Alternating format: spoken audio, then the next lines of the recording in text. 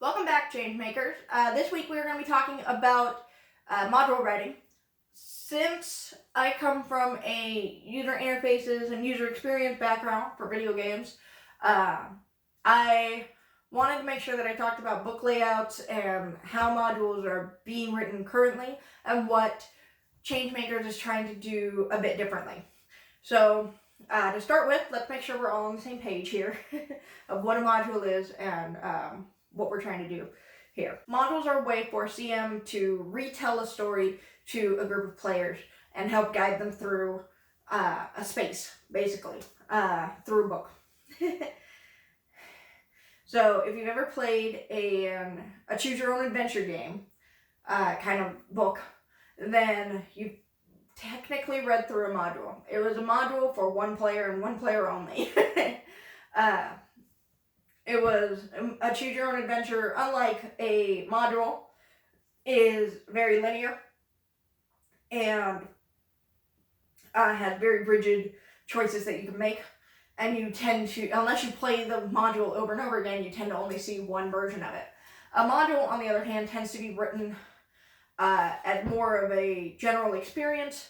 We're aiming for several different possibilities because the module doesn't know who your players are, and the story can go anywhere because it's a role-playing game. There's no end to there's no boundaries really. So that's all a module is.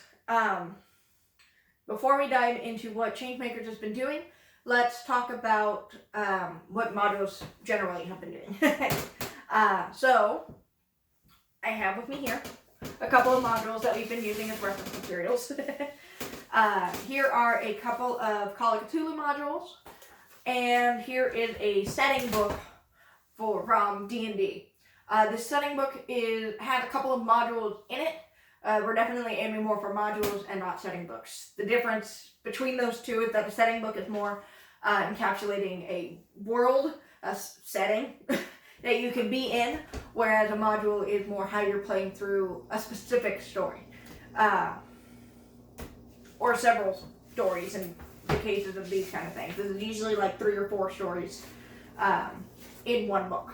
Both of these did really well at kind of guiding the CM through the story and making sure they understood where the through line was for a story. They did a pretty good job of identifying the D&D book did really well at identifying like the arc that the story was going through, whereas the Call of Cthulhu one did really well at identifying what places you needed to be or who you needed to talk to, like key elements to the story.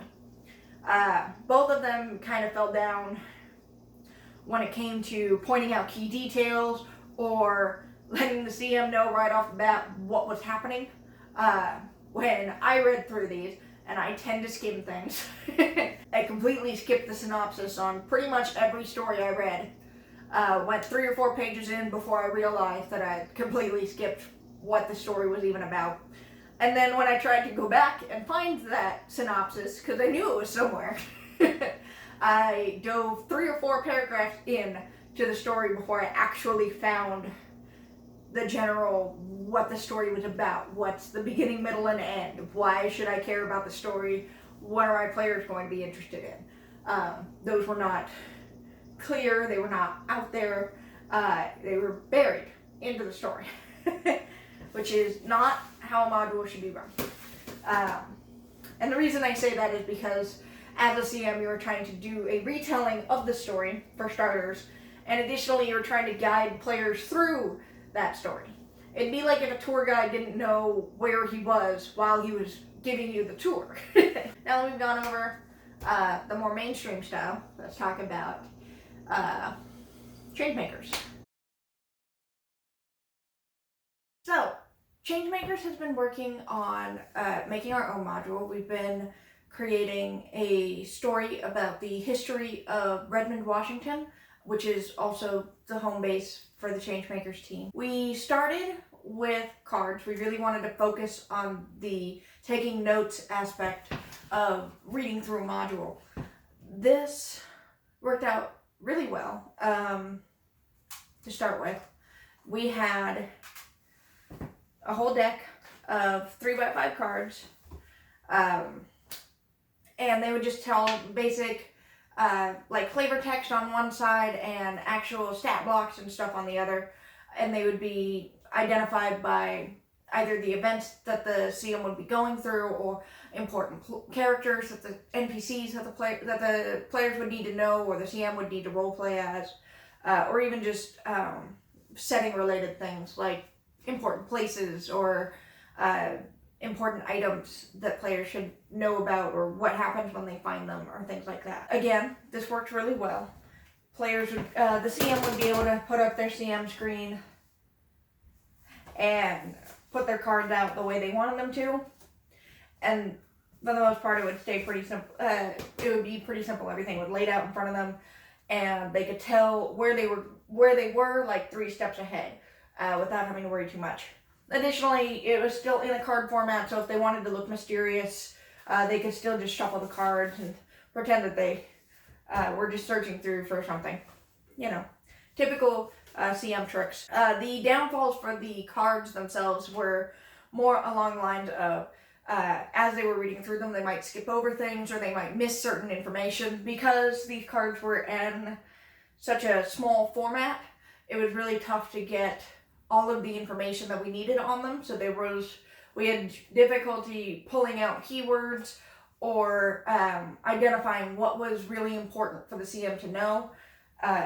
So they ended up skipping over a lot of content, either because they didn't see it in the first place, or because they thought it wasn't as relevant to what they were trying to do. So that was how the cards worked. After that, we decided we were going to do a book format. But we didn't want to do the big 8.5 by 11 full color, all of that for a book, because we wanted to make sure that they still had play space. You could still play your game while your book was just hiding in the corner, kind of off to the side, and it wasn't taking up a whole lot of space. This is half the size of a full-blown book. The rule book would also ideally be this kind of size. We're aiming for 6 by 9. The reason our books look a little odd is because they're a disc-bound system. This basically just means all you need is the discs. They pop out. A hardcover, a harder cover. This one's more plastic.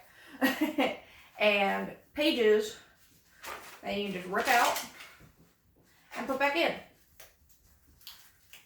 Just like that. And it all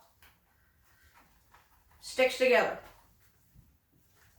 Additionally, because of this, we could keep half pages in here, so that they could still fit the card format, and we could still keep our focus on the notes, but we could also include more content into our stories. So we could have we could still do what normal modules do in terms of making sure the story flows. You can see the through line really easily, and you can identify each arc, each section of each story. So you can walk through it and you have a general sense of where you are. But these ones will allow you to not have to write as many notes all on your own. You'll be able to skim through them, because we will be able to highlight keywords that are necessary to be able to play the game. And because there's the note card format, it's, again, in case you were skimming over it, you still have those little quick notes. And then you can read it when you're reading it the second time through, then you can start getting the more in-depth details that you think you need. So, that is all we have for this week. In 2 weeks, on our next video, we're going to be talking about economy and why ChangeMakers does not want to put a currency into their system. Be sure to like us and subscribe to us. Additionally, we are on Facebook and Twitter, or you can email us. All 3 of those links are in the description down below. Finally, if you have any questions or comments, feel free to post them. We would love to hear about how you prep for a new campaign or a new module that you found. What does a good module look like to you, or what does a bad module look like to you? We would love to hear those. They help us, and who knows, they tell us what to look out for and what to aim for when we're trying to write our own modules.